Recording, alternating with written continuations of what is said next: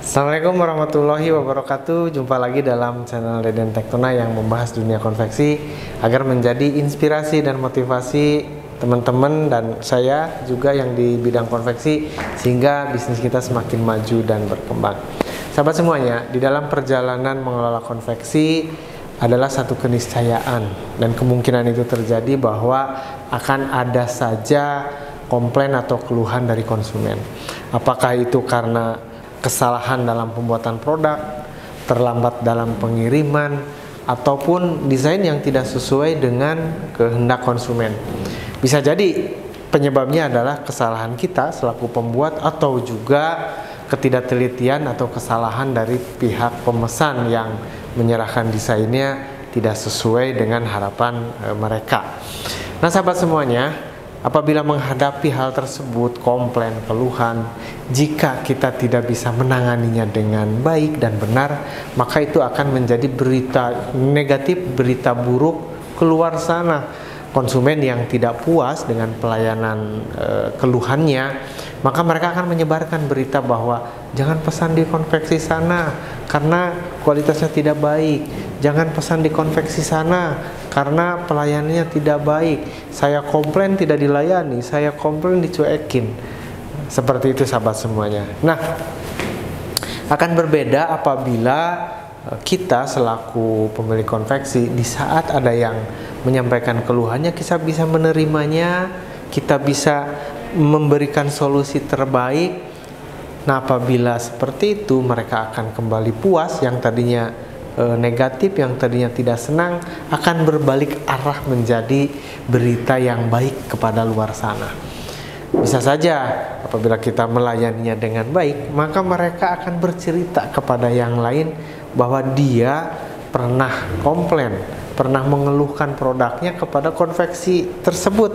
Tapi apa yang terjadi di saat menyampaikannya akan berbeda di ujungnya.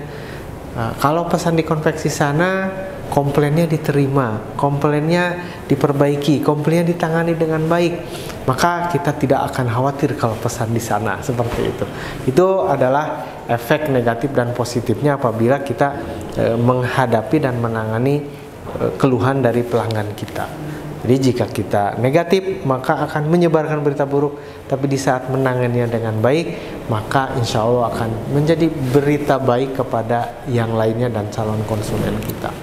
Nah, sahabat semuanya, jika kita perhatikan tadi, maka kita harus dan wajib menangani keluhan dari konsumen tersebut dengan baik dan benar.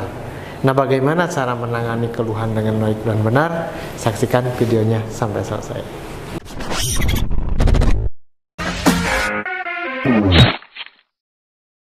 Terima kasih untuk sahabat yang masih setia menyimak video ini sampai selesai nanti. Sahabat semuanya, agar konsumen kita yang tadinya tidak puas kembali menjadi puas setelah ditangani keluhannya dengan baik, maka kita wajib tahu bagaimana cara menangani keluhan dengan baik. Sahabat semuanya, saya ingin bercerita tentang hal tersebut pada hari ini. Ada 3 hal yang penting dalam urut-urutan menangani keluhan pelanggan. Yang pertama, menangani keluhan pelanggan. Yang pertama adalah menerima.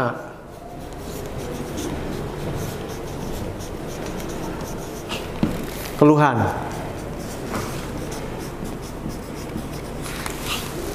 Bagaimana cara menerima keluhan yang baik? Yang pertama adalah kita harus bisa mendengarkan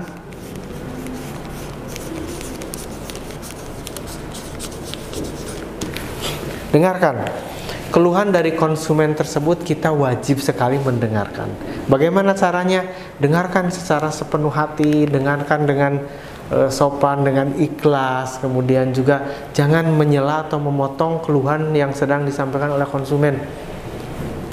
Apalagi kita di saat menerima keluhan konsumen, tiba-tiba kita menyela dan menganggap apa yang disampaikannya itu salah. Kita bantah, kan kamu yang salah, kamu begini-begini. Nah, itu jangan sampai terjadi seperti itu. Maka kita harus mendengarkan dengan sepenuh hati, dengan santai, kemudian juga dengan senyuman sampai selesai apa yang mereka sampaikan. Sahabat semuanya, di saat kita mendengarkannya selain dengan sepenuh hati, maka kita pun harus memiliki attitude yang baik terhadap mereka. Kita harus sopan dan santun. Sopan, santun. Kenapa harus sopan dan santun? Agar konsumen tersebut merasa nyaman dengan kita. Nah, kita dengarkan sambil senyum, sambil oh iya, apalagi, tanyakan lagi. Jangan-jangan yang mereka sampaikan itu belum tersampaikan semua, sehingga kita tanyakan lagi. Apalagi yang dikeluhkannya terus sampai mereka benar-benar tersampaikan semua. Kemudian juga jangan lupa kita menyampaikan kata maaf. Sampaikan maaf. Ini penting sahabat semuanya.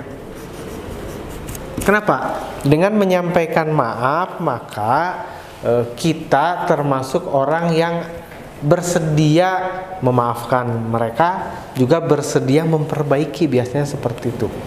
Menyampaikan maaf tersebut bukan hanya berarti apabila kita yang salah dalam membuat produknya, tapi di saat konsumen pun salah dalam arti memberikan desainnya, dalam memberikan jumlah dan size-nya umpamanya seperti itu, maka kita pun sampaikan maaf, memang kesalahan bukan pada kami tapi akhirnya disalah karena kekurang telitian. Kemudian juga sampaikan kata maaf juga atas ketidaknyamanannya, seperti itu sahabat semua. Jadi sampaikanlah kata maaf. Kemudian juga langkah yang berikutnya adalah kita harus bisa mencatat dan mengidentifikasi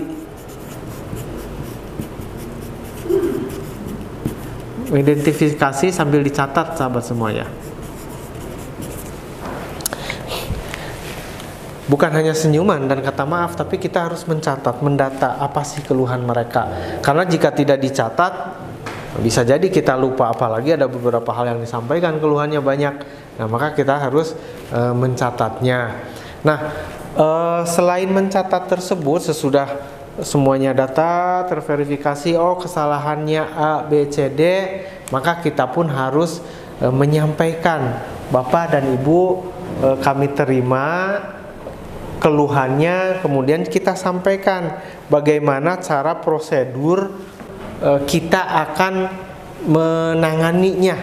Kita sampaikan prosedurnya, sampaikan prosedur bahwa datanya diterima, keluhannya diterima, kita akan menangani keluhan ini sesuai prosedur yang ada di kita. Termasuk kita sampaikan juga tenggang waktu yang akan kita butuhkan dalam rangka memperbaiki tersebut. Nah, ini penting banget sahabat semuanya. Ini waktu ya.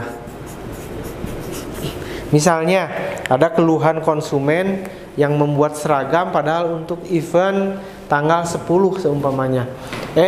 Ternyata konsumen itu baru menyampaikan keluhannya H-2 tanggal 8. Sementara perbaikan kan tidak mungkin 2 hari apabila banyak perbaikannya. Maka kita wajib menyampaikan, Bu, Pak, kita bertanggung jawab, kemudian kita sesuai prosedur bahwa jika ada kesalahan kita bergaransi.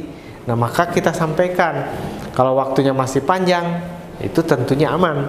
Oh, ini waktu penyelesaian perbaikannya adalah 5 hari seumpamanya. Ternyata tenggang waktunya masih cukup, boleh kita perbaiki.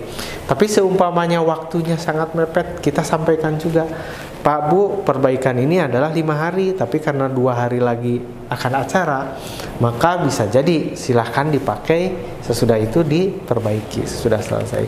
Jadi selain tadi menerima dengan sopan, dengan baik, diidentifikasi, dicatat, kita pun harus menyampaikan terkait tenggang waktu dan prosedur dari perbaikan tersebut. Itu yang pertama.